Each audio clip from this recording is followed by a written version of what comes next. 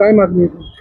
आमच्या मागण्या अशा आहेत की आता सध्या मार्चचा महिना म्हणजे पुढचा येईल आणि आता जे बी मार्चमध्ये दिव्यांगासाठी जो 5% निधी आहे म्हणजे प्रत्येक आमदाराचा जो निधी आहे, आता मागचं काय झालं, जेव्हा हे आमदार लोक निवडून आले त्यावेळेस म्हणले की नाही 5% निधी आम्ही तात्काळ वाटप करू. आता मार्चंड आला तरीही कोणत्याही आमदारांनी आतापर्यंत निधी वाटप केलेला नाही. त्याच्यामध्ये विशेष करून आपले खासदार नवीन आहेत, तर खासदार साहेबांनी सुद्धा 5% निधी दिव्यांगाचं वाटप केलं पाहिजे.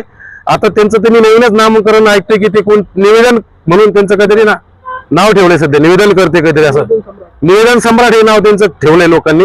तर मला तेच म्हणायचं की खासदार साहेब, तुम्ही निवेदन सम्राट न होता दिव्यांगाचे वाली व्हा.